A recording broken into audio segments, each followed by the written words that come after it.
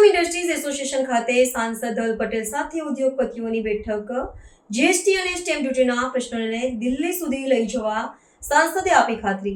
ઉમરગામ તાલુકાના Sarigam industries association દ્વારા જિલ્લાના સાંસદ અને લોકસભાના દંડક શ્રી ધવલ પટેલ સાથે ઉદ્યોગ જગતના પ્રશ્નો અંગે એક વિશેષ વાર્તાલાપનું આયોજન કરવામાં આવ્યું હતું।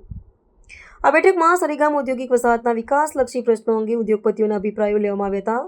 સાંસદ ધવલ પટેલે ઉદ્યોગોને મૂંઝવતા પ્રશ્નોના નિવારણ માટે ઉદ્યોગ જગતના અગ્રણીઓને ધ્યાનપૂર્વક સાંભળ્યા હતા।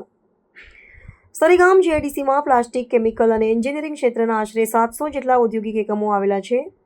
ઉદ્યોગ જગતના આગેવાનોએ મુખ્યત્વે સ્વદેશી ઉત્પાદનોમાં વેચાણ ઊભી થતી મુશ્કેલી રજૂ કરી હતી, જેનું કારણ વિદેશી ઉત્પાદનોની કિંમત સાથેનો મોટો તફાવત હોવાનું જણાવ્યું હતું। આ ઉપરાંત જીએસટી અને સ્ટેમ્પ ડ્યુટી સંબંધી સમસ્યાઓની પણ ચર્ચા કરવામાં આવી હતી।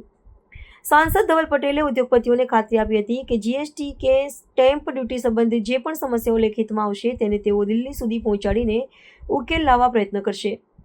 સાથે જ તેમણે સરીગામના ઉદ્યોગોને સ્વદેશી ઉત્પાદનો પર વધુ ધ્યાન કેન્દ્રિત કરવા માટે વિશેષ ભાર મૂક્યો હતો। ઉદ્યોગ જગત તરફથી સ્થાનિક રેલવે સ્ટેશન પર ટ્રેનોના પાસની સુવિધા ઉપલબ્ધ કરાવવા માટે પણ રજૂઆત કરવામાં આવી હતી। લોકોના શું પ્રશ્નો છે એ સાંભળવા માટે આ સેશનનું આયોજન કર્યું, તાકી એમના સજેશન અને ફીડબેક સાંભળીને જે તે સ્તરે રજૂઆત કરવી પડે, ચાહે કલેક્ટરને કરવી પડે, રાજ્ય સરકારમાં કરવી પડે કે કેન્દ્ર સરકારમાં કરવી પડે, એના માટે ફીડબેક સેશનનું આયોજન કર્યું હતું।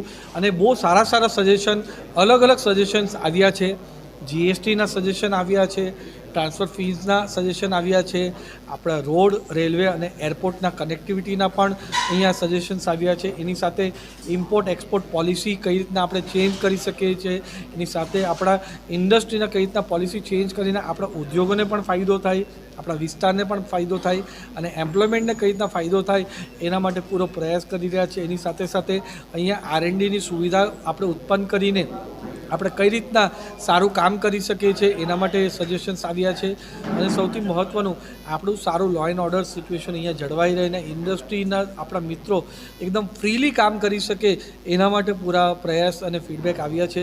બધા સજેશન પણ મેં લીધા છે। મારા તરફથી જે અમારી રાજ્ય સરકાર અને કેન્દ્ર સરકાર કામગીરી છે એની પણ મેં વાતચીત કરી છે।